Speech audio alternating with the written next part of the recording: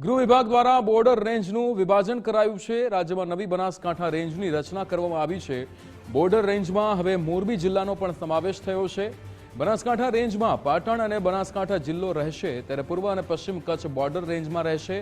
રાજકોટ રેન્જમાં 4 જિલ્લાનો નવો સમાવેશ કરવામાં આવ્યો છે। મોરબી જિલ્લાનો સમાવેશ બોર્ડર રેન્જમાં હવેથી કરવામાં આવ્યો છે, ત્યારે રાજ્યમાં નવી બનાસકાંઠા રેન્જની પણ રચના કરવામાં આવી છે। નિકુંજ જાની આપણી સાથે ફોન લાઈન પર જોડાઈ ગયા છે। નિકુંજ, અહીંયા નવી બનાસકાંઠા રેન્જની રચના કરવામાં આવી છે, મોરબી જિલ્લાનો સમાવેશ બોર્ડર રેન્જમાં કરાયો છે, શું વિગતો? જે મહત્વનું છે, નવી રેન્જનું વિભાજન કરાયું છે। ગૃહ વિભાગ દ્વારા આ ઓફિશિયલ ઓર્ડર કરવામાં આવ્યો છે।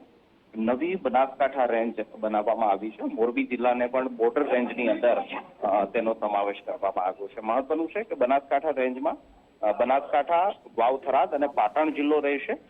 બોર્ડર રેન્જમાં પૂર્વ કચ્છ, પશ્ચિમ કચ્છ અને મોરબી જિલ્લાનો સમાવેશ થશે, જ્યારે રાજકોટ રેન્જમાં રાજકોટ ગ્રામ્ય, જામનગર, દેવભૂમિ દ્વારકા અને સુરેન્દ્રનગરનો સમાવેશ કરવામાં આવશે। મહત્વનું છે કે ગૃહ વિભાગ દ્વારા રેન્જનું વિભાજન કરતો આ પરિપત્ર જે છે તે ઇસ્યુ કરાયો છે। બિલકુલ નિકુંજ, સમગ્ર માહિતી સાથે જોડાવા બદલ આપનો આભાર।